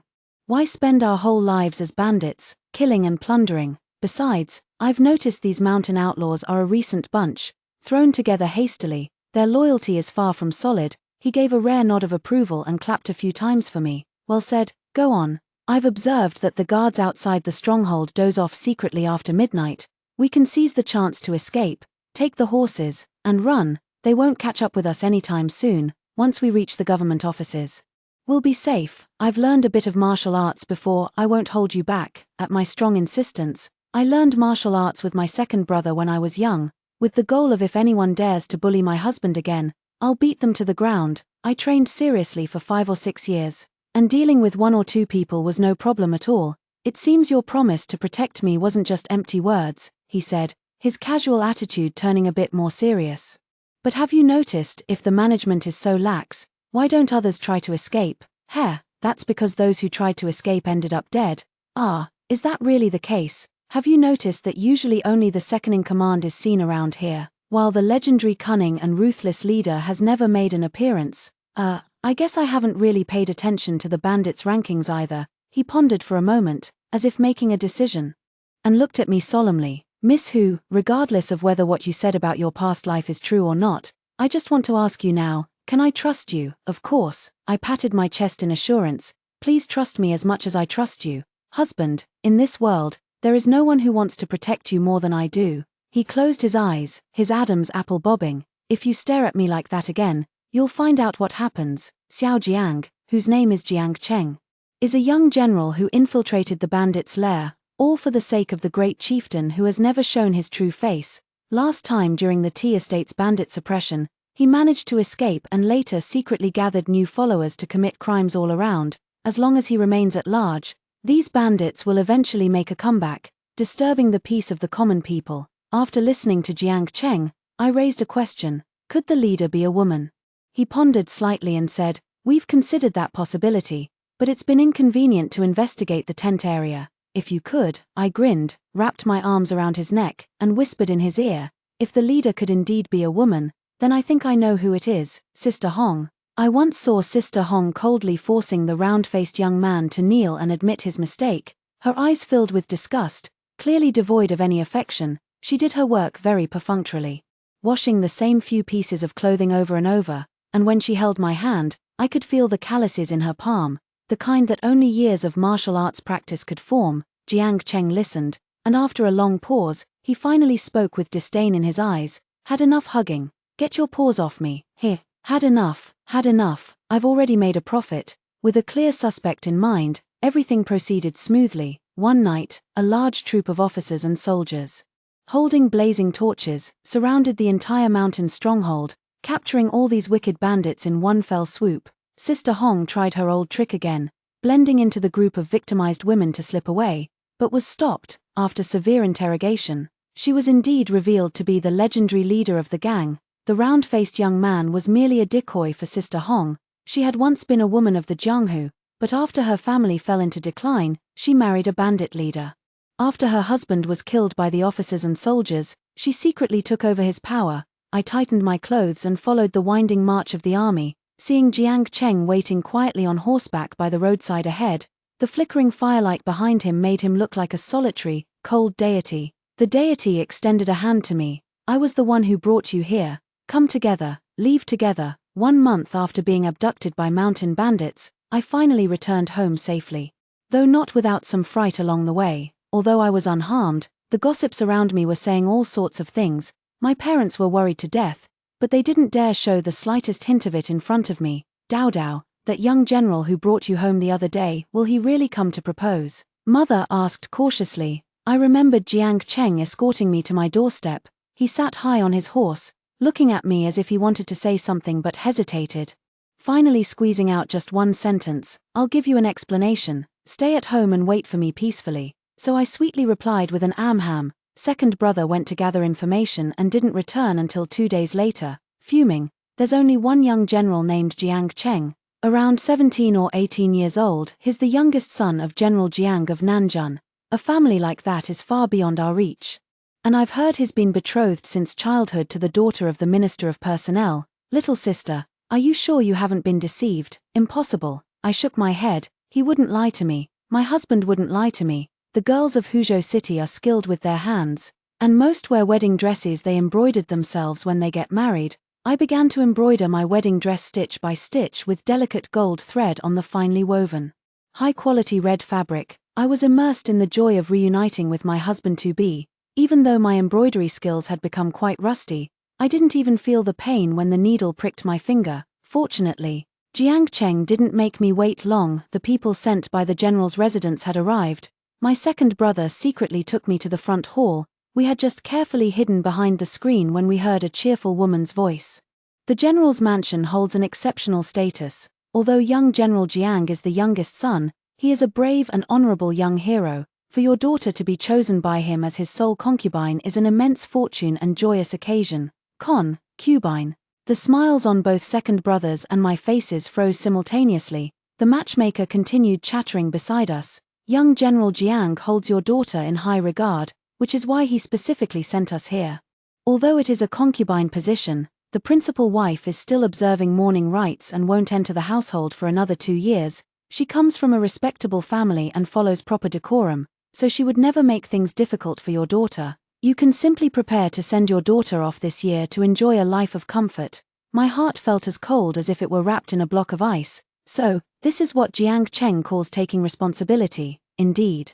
He remembers nothing of the past. To him, I am merely a stranger he happened to spend a month with. Nothing happened between us, and for him, a young general of such high status, to take responsibility and offer me, the daughter of a merchant, the status of a concubine, it must be considered a gesture of favor, right? I couldn't help but step out and saw my parents' slightly pale faces. I gave them a reassuring smile, though I may be of limited talent and learning. I have heard that the Nanjun General's mansion has a long-standing reputation for loyalty and integrity. I presume it has no habit of forcing virtuous women into concubinage. With a cold smile, I tore the document to shreds inch by inch. If not, please convey to General Jiang that I do not consent. The torn pieces of the document fluttered and scattered in the air, much like my heart, which had been ruthlessly crushed. I loved my husband and waited for him all these years because he loved me too, only me. If in this life he still has to share a shred of the love meant for another woman and give it to me as charity, then I don't want it, nor will I wait any longer. I gave second brother a sorrowful smile. Hasn't the family always wanted to expand business in the southwest? May I go with you? Second brother eagerly agreed. After thinking for a moment, I said to him again, before heading southwest, please accompany me to 2 more places. Second brother, hoofbeats and bells tread through dreams, returning to the hazy moon over the capital, a shattered dream in an empty city. Although several emperors have come and gone, and dynasties have changed, the capital has always stood unchanged. Too many beautiful and sorrowful memories remain here. The grand mansion where Jiang Debao and I once lived has been demolished. Replaced by a luxurious and imposing restaurant, customers come like clouds, and leave like the wind. The pastry shop that little Peach Blossom and I ran in the southern part of the city has long been lost to the passage of time, but the Peach Blossom Grove, surprisingly, has been preserved and even expanded several times over. Because of this, I can no longer find the place where my husband was once buried, but it's okay, he's doing well now anyway, a man in fine clothes and high spirits. Full of ambition and vigor, is the person my Debao most wanted to become. He no longer remembers the past and has a brand new life that's just as well. I buried the bright red wedding dress I made with my own hands under the peach tree. With a personality like Jiangqing's, he wouldn't pester after being rejected. We probably won't see each other again in this lifetime. Let's just treat all that happened in the past as a dream that left no trace. It seems I ought to start living the life I'm meant to live, but fate is ultimately hard to predict. Will we really never meet again? The journey to the southwest was fraught with difficulties, but with the efforts of my second brother and me, the branch of the Rouge shop was successfully opened a year later. The girls in Sichuan are bold, spirited, and eager to pursue beauty, so business at the shop was quite good. Half of the customers came for the new rouge products, and the other half came to see me. A handsome and gentle young shopkeeper, skilled in women's makeup, smiling and speaking sincerely. I'd like him too if I were them. Back then, for the sake of convenience, I disguised myself as a man and ended up stealing all the limelight from my second brother, the shopkeeper, which is why he still hasn't found a girl he likes. However, the cosmetics shop occasionally had male customers. Some bought for their wives or daughters, while others were harder to figure out, like, "Each of you pick a box, my treat," a young constable said with a grimace. "Boss, I'm the youngest in my family, and my mother is almost 60. I'm not even married. What use do I have for rouge and powder?" The imposing young constable at the head said impatiently, "Aren't I single too? I may not be married now, but I will be someday. Just take it. Why all the fuss?" I couldn't help but laugh and pulled him back. "Brother Lin, the goods in our shop sell really well. There's no need to force yourself." His handsome face flushed slightly as he shoved a piece of silver into my hand. "Manager who, we genuinely want to buy it. Please take the money. Ever since I helped Constable Lin catch a female thief last time, he's been dropping by our shop every now and then." I reluctantly accepted the silver, sighing inwardly, "Alas, the constable knows not the price of cosmetics." Another loss for me. Oh well, consider it a gesture to build good relations with the officials. Being new here and all, a good portion of the displayed goods were bought by the constable squad. I walked to the storeroom to open the newly arrived shipment for inventory and shelving, only to find a person hidden inside the crate, disheveled hair, a sharply defined face. I was so frightened that I couldn't help but cover my mouth. While he looked at me somewhat flustered, it was Jiang Cheng. His fierce expression faltered for a moment as he withdrew the short sword he had been using to threaten me, his eyes briefly dazed. "Dao Dao." I calmed down and, expressionless, slammed the box shut with a thud. Footsteps paused behind me. It was Constable Lin turning back, shopkeeper who, "I forgot to mention earlier that there have been bandits around lately. The authorities are assisting the prince's estate in the investigation, so please be extra cautious. If you notice any suspicious individuals, you can send someone to find me anytime. I'll always be here." I smiled and agreed, seeing him out the door, then instructed a few people to carry the box into my room. After everyone had left, I closed the door and opened the box. "Come out." Jiang Cheng had injured his leg, and I helped him sit down on the edge of the bed, yet he simply stared at me with unblinking dark eyes. "Why are you here?" That was exactly what I wanted to ask him too. But as the words reached my lips, I suddenly realized I had no right to question him, so I simply kept my mouth shut. Seeing that I didn't respond, he paused for a moment, his voice choked as if something was stuck in his throat. "At that time, why did you refuse? I went to look for you. But your family only said you had left home for a trip." His face darkened as if it could drip with gloom. "You refused, was it because all those things you said before, about liking me, about wanting me to protect you, were all lies?" Just looking at his expression, it seems as if he were the one whose sincere feelings had been betrayed. My one-sided attempts to get close to him seemed to have caused him distress as well, so I answered bluntly, "No particular reason. I just don't want to be a concubine. I thought you would marry me as your wife in this lifetime, just the two of us, together forever." I had thought my heart was already as still as dead water, but as I spoke, my eyes grew red and teary against my will. He had probably only briefly wondered whether I liked him or not, never expecting such an answer. After a long silence, he finally spoke with bitter self-mockery. "So that's how it is. I was too shallow. It's only right that you hate me." Do I hate him? To be fair, he doesn't remember anything. For a stranger like me who took the initiative, he has actually been quite responsible. It's just that I was too greedy. "I don't hate you." I shook my head. "I believe in General Jiang. You are a hero who defends our country. You saved me once, and now I've saved you. After this, we owe each other nothing." "Oh, each other, nothing," Jiang Cheng repeated darkly, his pale fingers gripping the silk quilt tightly as he silently closed his eyes. "Is it the wound that hurts?" I pulled up his pant leg, saw the gruesome and bloody wound on his leg, then took out the golden wound medicine and bandaged it for him. He slightly opened his eyes, looking at me with some surprise. "What are you looking at?" I said coldly. "I learned a bit when I was young. You can't go out now, and even if you don't trust my medical skills, you'll just have to bear with it." After bandaging the wound, I handed him a black veil. "You must be that wanted bandit everyone's talking about. For safety's sake, you'd better cover your face." Jiang Cheng seemed provoked by my fierce attitude, as if he no longer recognized me. Hearing my words, he dazedly covered his face with the veil. I quietly breathed a sigh of relief. Calling him masked is actually because the sight of this face, branded on my heart, makes my heart ache. Fortunately, my second brother, who dislikes Jiang Cheng, has gone out to transport goods and won't be back for 10 days to half a month. Jiang Cheng and I are now in completely reverse situations. Once, I could only wait for him to bring me food in a shabby little bamboo hut, but now, until his injuries heal, he has to hide in my boudoir and wait for me to return. Every time I secretly brought food to Jiang Cheng, changed his dressings, and gave him medicine, I had the illusion of hiding a cherished beauty away in a golden house. It just felt rather nice. Constable Lin found out that I had bought medicine for blood replenishment and detoxification, and even during his duty hours, he sneaked over to the shop to repeatedly ask me what was wrong and where I felt unwell. After reuniting with Jiang Cheng, my temper had become a bit uncontrollable, and I snapped back impatiently. "Brother Lin, are you really going to pry into a lady's private troubles?" Constable Lin fled in shame. "Who says straight men are clueless?"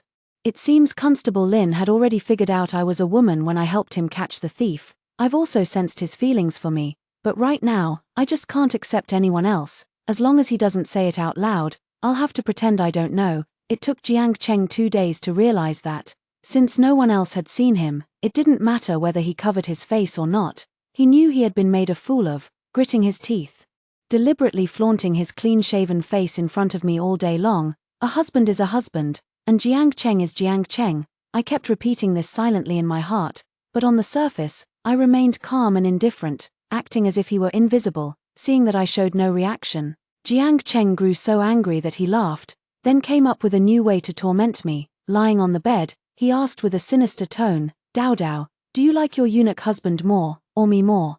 I answered without hesitation, "Of course, it's my husband Jiang Dabao. Hey, really? But when I think that it's actually me, I can't even bring myself to be jealous." He chuckled mischievously. "What to do? In this lifetime, if you're going to like someone, it can only be me. I'm so angry I want to hit someone." Day by day passed like this, and Jiang Cheng's injuries had mostly healed. The look in his eyes when he gazed at me grew deeper, until someone came to search the premises.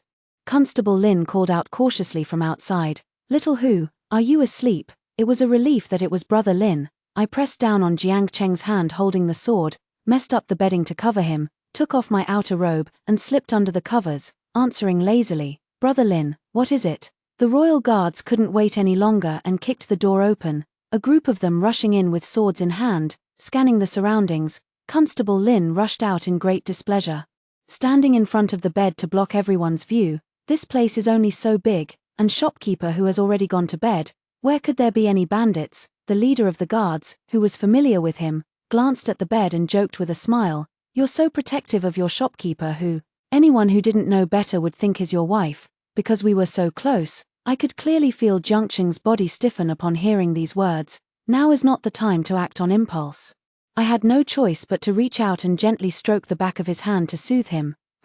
Just like how I used to calm the furious, snarling, and bite-ready Big Yellow in the past, Jiang Cheng indeed slowly relaxed and even took the opportunity to firmly grasp my hand. I was afraid of making a scene and didn't dare to pull away. Captain Lin punched the guard. "Stop talking nonsense. Hurry to the next house. Once we're done, I'll treat everyone to drinks." He deliberately slowed down and fell behind the others, eyes fixed on the ground as he whispered to me, Little manager who, sorry to disturb you. You should rest early." Jiang Cheng sulkily bit my hand, just like a big yellow dog. I forced myself to ignore the strange sensation on my hand and nodded farewell to Constable Lin. "Thank you, Brother Lin." After everyone had left, I immediately threw off the covers and glared resentfully at the bite mark on my hand. "Is General Jiang born in the year of the dog? Then why don't you bite me back?" He extended a hand toward my mouth, and when I turned my head away, he laughed triumphantly. "Leave a mark so you won't be so easily swayed by Brother Lin calling you little shopkeeper who a few times." I thought this was inappropriate and glared at him angrily. "Jiang Cheng, you're about to get married soon. Stop bothering me. Once you're healed, leave, and from then on, be devoted to your wife. There's no one else." He put away his smile and said to me seriously, "After you rejected me, I was angry for a long time, thinking that all the women in the world who know how to sweet talk are quite detestable. I no longer wanted to marry just anyone. So I asked my mother to discuss calling off the engagement with the other party. Your mother went, I admit I was still a little curious. Just a little. Of course not. My father even gave me a beating, saying it was a marriage arrangement set by my grandfather. Unless the other party brings it up first, we should keep our promise. The Prince of Shu had long harbored rebellious intentions, so I took on this dangerous investigation mission myself. If she insisted on marrying me, she might end up a widow at a young age. The other party got scared and took the initiative to break off the engagement. Dao, if it were you, would you be afraid? Of course not. It's not like I haven't waited for him in my past life, but now the main point doesn't seem to be this. Jiang Cheng's eyes narrowed with satisfaction as he said pitifully, as long as you're not afraid, otherwise, I'd be left alone in my old age, or maybe even die on the battlefield with no one to collect my bones. Me, he nimbly rolled out of bed. My injuries are almost healed. I should have left to report back yesterday, but I couldn't resist staying by your side a little longer.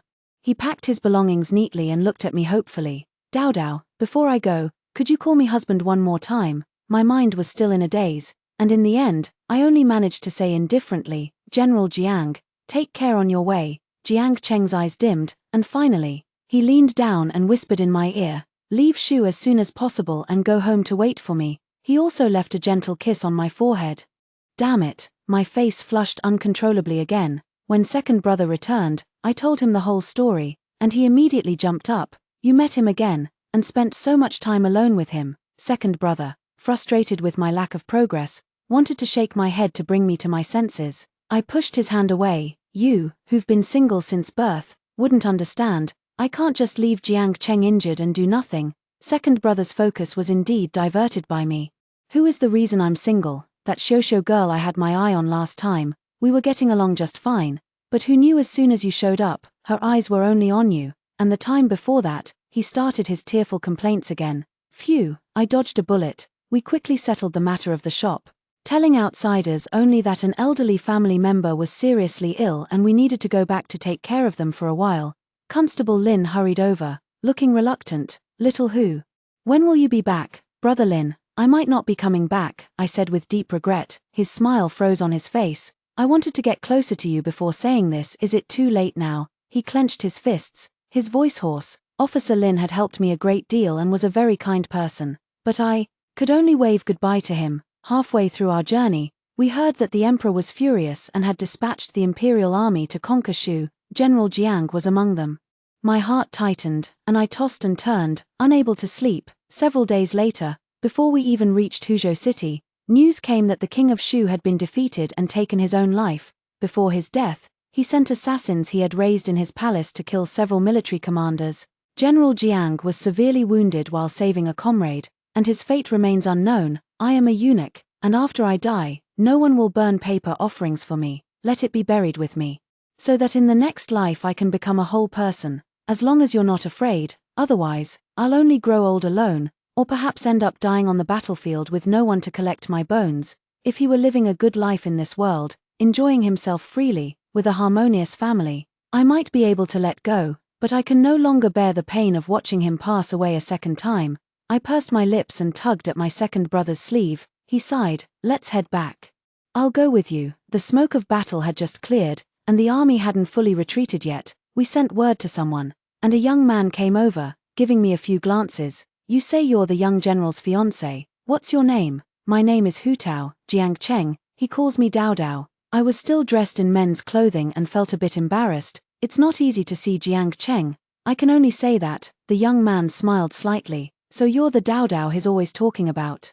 My second brother and I quickly followed him and saw Jiang Cheng resting in the tent. He was still unconscious, and when I saw that haggard, pale face, my eyes welled up with tears instantly. Seeing that I wouldn't let go of Jiang Cheng's hand once I held it, second brother turned his head away. The assassin's blade was poisoned. Although the army doctor has drawn out the poison, no one knows when Jiang Cheng will wake up, the young man said with some reluctance, suddenly remembering something. He took out a stack of papers from the bamboo chest by the bed and handed them to me. These are letters he wrote whenever he had a moment of leisure. Later, the Prince of Shu took the initiative to attack, so he never had the chance to send them. I unfolded the papers and saw the bold, soaring handwriting on them. Finally, it's no longer like something a dog has chewed on. Peach Blossom, I have obtained my parents' consent. Once I return this time, I will marry you, Peach Blossom. It has only been a few days since we parted. Yet the longing in my heart is especially tormenting. Tonight would be perfect for drowning my sorrows in wine, but unfortunately, the military forbids drinking. My longing for you is truly deep. You should have returned to Huzhou by now, and my heart is at ease. Peach Blossom, the king of Shu, is stubbornly resisting. Though I once promised to take care of myself, once the war begins, life and death are hard to predict. If we never meet again in this life, I only wish you eternal peace and happiness. Do not wait for me. What kind of emotional turmoil did Jiang Cheng go through to write "do not wait for me," only to cross it out and then write it again, wanting to let go but unable to bear it? Truly, this is just like my husband's consistent style. Holding my breath, I barely managed to hold back my tears, folded the letter neatly, and tucked it into my embrace. May we accompany the army on its return journey to take care of Jiang Cheng. The young officer held a high rank, and under his arrangements, our carriage slowly followed at the rear. The military doctor came daily to treat Jiang Cheng. My task was to care for his physical well-being. The weather was stiflingly hot, so I had to fan him constantly and turn him over every 2 hours to wipe away the sweat that soaked his back, preventing bedsores. I couldn't get the medicine into him, so I held it in my mouth and passed it to him sip by sip. His pulse gradually stabilized, but he just wouldn't wake up. Taking care of Jiang Cheng along the way, I ended up losing weight myself, my face paler and more alarming than his. In front of the general's mansion, the young man had a conversation with General Jiang and returned Jiang Cheng. I watched the carriage slowly drive into the backyard and could only leave sadly, preparing to rent a house nearby to wait for his news. Mrs. Jiang called out to me from behind. Her eyes were still moist. Thank you so much for everything along the way. Cheng'e wanted to marry you earlier and knelt outside his father's study for a full day and night before the general reluctantly agreed. It wasn't because of your background, but because in a military family like ours, a man's life is uncertain and full of hardships that most women cannot endure. Now, seeing how intelligent and resilient you are, and how deeply you care for Cheng'e, we are at ease, Lady Jiang said with a bitter smile. But with Cheng'e in this state, Miss Hu, it would be better for you to find another suitable match. After a moment of silence, I asked earnestly, Madam, Jiang Cheng once said he would marry me after returning from Shu. I wonder if the household has made any preparations. The betrothal gifts have long been prepared. But, Lady Jiang looked at me in surprise, her eyes glistening with tears again. Are you still willing to marry Cheng'e? Yes, for all our lives, never to part. I beg the general and his lady to grant us your blessing. My parents had long known my feelings, and seeing that I was still determined to marry Jiang Cheng, who was now half dead, they had no choice but to let me have my way. Second brother, stop sighing. My feelings are something a bachelor like you could never understand. After this trip, second brother has become much more composed. Hearing my words, he looked disdainful. If I hadn't always wanted to find someone I truly like, you could have been an aunt long ago. I wish you success in achieving your wish soon. In a few more days, I will be able to wear the bright red wedding dress and marry my husband again. Because of the wedding preparations, I haven't seen him for almost half a month. Although the general's mansion sends me news of Jiang Cheng every other day, I miss him so much. The guard who delivered the message today brought news. While trying on the ceremonial robes for Jiang Cheng, his fingers showed a slight reaction. This could be a sign that he will wake up, or it might be a prelude to never waking again. My fingers are clenched so tightly they've gone cold. On the day of the wedding, I put on delicate makeup and wore a phoenix crown and ceremonial robes, joyfully bidding farewell to my family. My second brother carried me on his back and helped me into the wedding sedan chair sent by the general's residence. This time, unlike in my previous life, it wasn't a simple, small sedan. 8 bearers carried it steadily, and sitting inside, I didn't feel the slightest sway. Just thinking that the one marrying me was him, my heart was so full of joy it nearly overflowed. But when we arrived at the general's residence, no one came to greet me even after waiting for a while. Following the agreed-upon procedure, it was now the turn of the eldest brother of the Jiang family to kick the bridal sedan door on behalf of Jiang Cheng. I was feeling somewhat at a loss when I heard the surrounding crowd burst into an uproar. I quickly lifted my veil and saw a hand with distinct knuckles pulling aside the sedan curtain. Dressed in red wedding robes, Jiang Cheng stood before me, smiling faintly. Why kick the sedan door? I couldn't bear to. He put my veil back in place and whispered, wait for me to unveil it again tonight. Come on, big brother, what are you trying to prove? If it weren't for your trembling hands, your face as pale as paper, and the fact that you could barely stand, I might have actually believed you.